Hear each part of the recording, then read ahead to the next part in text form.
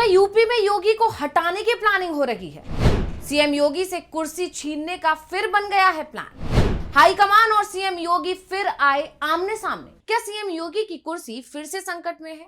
क्या BJP high command योगी को कमजोर करने की कोशिश कर रहा है? क्योंकि पूरे देश में जहां भी एसआईआर हुआ वहां बीजेपी विरोधी दलों को ही परेशानी हुई। उनकी तरफ से ही सबसे ज्यादा शिकायतें हुई, जबकि बीजेपी एसआईआर का समर्थन करती दिखाई दी। लेकिन यूपी में कहानी पलटी हुई दिखाई दे रही है।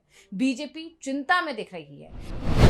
एसआईआर को लेकर योगी आदित्यनाथ खुद बीजेपी नेताओं से कह रहे थे, बेहद सतर्क रहें, काम पर लग जाएं, नहीं तो नुकसान हो जाएगा। और जो योगी सोच रहे थे वो ही होता दिखाई दे रहा है। बीजेपी को बड़ा नुकसान होता दिख रहा है। अब सवाल ये उठ रहे हैं कि यूपी में एसआईआर में बीजेपी को जो नुकसान होने की बात कही जा रही है, कहीं उसके पीछे योगी को कमजोर करने की साजिश तो नहीं है? कहीं बीजेपी हाईकमान ही तो यूपी में एसआईआर को लेकर कोई बड़ा खेल नहीं कर रहा है? और इसी पर आज हम अपनी स्पेशल रिपोर्ट में करने जा रहे हैं बात। नमस्कार, मैं हूं अंशिता।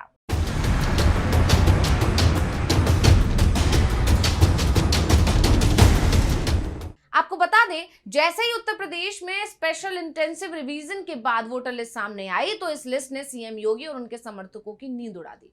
अब आप में से कुछ लोग ये कहेंगे कि एसआईआर तो बीजेपी को फायदा पहुंचाने के लिए ही किया जा रहा है, तो इससे बीजेपी को नुकसान कैसे हो सकता है? तो आपकी जानकारी के लिए बता दें कि यूपी में कहानी कुछ और है। अंदर खाने खबर यह भी है कि यहां बीजेपी नेता ही एसआईआर का विरोध कर रहे हैं।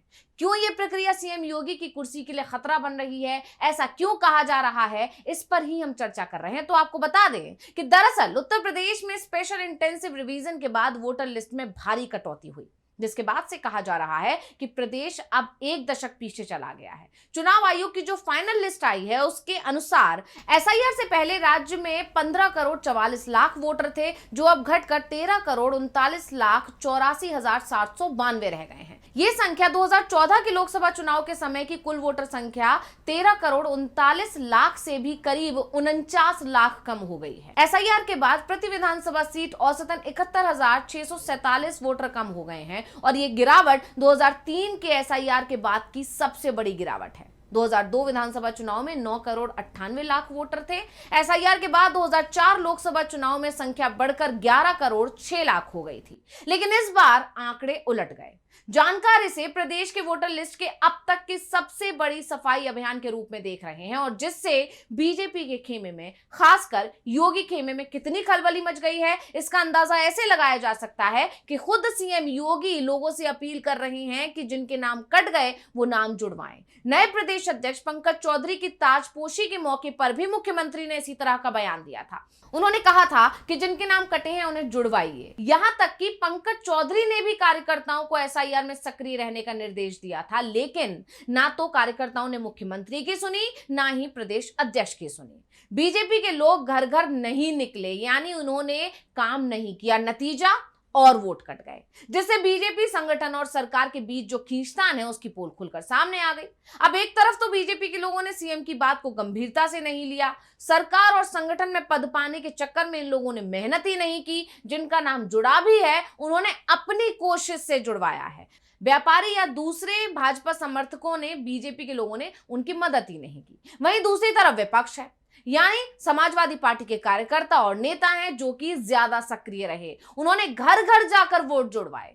कुल मिलाकर एसआईआर में बीजेपी की आंतरिक कलह एक बार फिर सामने आ गई। तो बीजेपी के अंदर चल रहे सियासी घमासान को देखकर अब जानकारों का मानना है कि एसआईआर के बाद की ये लिस्ट यूपी की सियासी हकीकत को पूरी तरह बदलने वाली साबित हो सकती है। महिलाओं की हिस्सेदारी की भी बात हो रही है, क्योंकि महिलाओं की हिस्सेदारी सबसे ज्यादा घटी। खासकर नारी बंधन के नारे के बीच महिलाओं के नाम सबसे ज्यादा कटे, ये बेहद चौंकाने वाली बात है।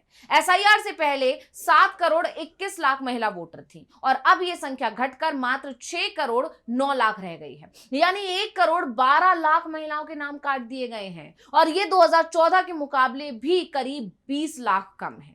वहीं पुरुषों की अगर बात की जाए तो 93 लाख नाम कटे हैं। कई लोकसभा और विधानसभा सीटों पर महिलाओं का वोट प्रतिशत पुरुषों से ज्यादा रहा है, इसलिए ये आंकड़े सियासी रणनीतिकारों के लिए चिंता का सबब बन सकते हैं। वहीं एसआईआर को लेकर विपक्षी आरोपों के बीच फाइनल लिस्ट ने बीजेपी के लिए नई चुनौती खड़ी कर दी। जहां बीजेपी काबिज है वहां वोटर ज्यादा कटे हैं, वहीं समाजवादी पार्टी की अगुवाई वाली सीटों पर कटौती कम की गई है।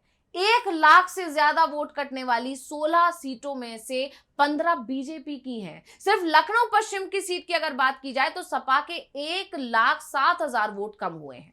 वहीं अयोध्या विधानसभा सीट की बात की जाए तो 2022 में बीजेपी ने 20,000 से कम अंतर से यहां पर जीत हासिल की थी। 2024 लोकसभा में अंतर मात्र 4600 रह गया और एसआईआर में यहां 20% यानी 80,000 से ज्यादा वोट काट दिए गए हैं।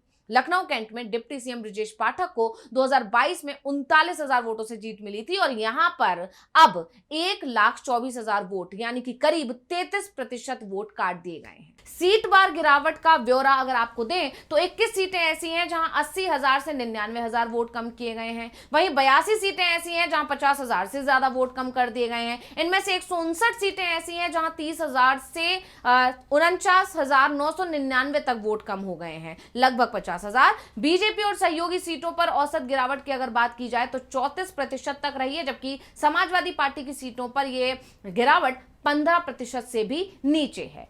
18 से 34% गिरावट वाली ज्यादातर सीटें बीजेपी की ही हैं और 30 से 50,000 वोट कटने वाली 159 सीटों में से 2/3 बीजेपी की सीटें हैं। वहीं 50 से 80,000 वोट कटने वाली सीटों में सिर्फ 18 सपा की हैं, बाकी की बची 55 से ज्यादा सीटें बीजेपी की हैं। 80,000 से 1 लाख कटौती वाली 21 सीटों में से 19 बीजेपी और उनके सहयोगियों की हैं। एसआईआर की सूची में एक और बात बेहद गौर करने वाली और वो ये गांव में अपेक्षाकृत स्थिरता यानी सबसे ज्यादा गिरावट शहरी सीटों पर हुई है, खासकर महानगरों और वेस्ट यूपी एनसीआर की विधानसभाओं में। अर्ध शहरी और कस्बाई क्षेत्र जो है वहां पर भी भारी कटौती देखी गई है और इनमें भी ज्यादातर बीजेपी की सीटें हैं। वहीं ग्रामीण क्षेत्रों में शहरों की तुलना में वोट कम काटे गए हैं। आंकड़ों के मुताबिक लखनऊ, गाजियाबाद, कानपुर नगर, गौतम बुद्ध नगर और मेरठ जैसे जिलों में 27 अक्टूबर 2025 की पुरानी सूची की तुलना में मतदाताओं के नाम काटे जाने का प्रतिशत सबसे ज्यादा रहा और इन जिलों में 18.75% से लेकर 22.89% तक वोट घट गए। अब खास बात यह है कि इन सभी क्षेत्रों में 2022 के विधानसभा चुनावों में बीजेपी ने ज्यादातर सीटें जीती थी और लोकसभा चुनाव के लिहाज से भी ये सीटें भाजपा के गढ़ ही मानी जाती हैं। अब बात करें मुस्लिम बहुल इलाकों की तो मुस्लिम बहुल जो जिले हैं उनकी स्थिति ज्यादा बेहतर रही है, यानी ये मानकर चला जा रहा था कि मुस्लिम वोट काटे जाएंगे, लेकिन जब लिस्ट आई है तो कहानी कुछ और ही दिखाई दे रही है। संभल में 14.47%, रामपुर में 12.33%, मुरादाबाद में 10.09%, बिजनौर में 9.63%, शाहजहांपुर में 17.90%, सहारनपुर में 10.48% और मुजफ्फरनगर में 10.38% मतदाता कम हुए हैं। और बीजेपी प्रभाव वाले शहरी और विकसित जिलों में ज्यादा वोट कटे हैं, जबकि मुस्लिम बहुल ग्रामीण शहरी मिश्रित जिलों में अपेक्षा कम कटे हैं। अब इन आंकड़ों को देखकर यह कहा जा रहा है कि ये बीजेपी आलाकमान की सीएम योगी के खिलाफ एक साजिश है, क्योंकि ये बात किसी से छिपी नहीं है कि योगी को कुर्सी से हटाने की लंबे समय से प्लानिंग चल रही है और 2024 लोकसभा चुनाव के बाद तो ये खींचतान खुलकर सामने भी आ गई थी। यूपी में चुनाव के नतीजों ने योगी की कुर्सी को खतरे में डाल दिया था। दिल्ली से लखनऊ तक बैठकों का दौर जारी रहा था और तब जैसे तैसे योगी ने अपनी कुर्सी बचा ली थी, लेकिन इस बार ये जरा मुश्किल नजर आ रहा है। तो स्पेशल रिपोर्ट आपकी कैसी लगी हमें कमेंट करके अपनी राय जरूर दीजिएगा। इसी के साथ मुझे दीजिए इजाजत। देखते रहिए डीवी लाइव। नमस्कार।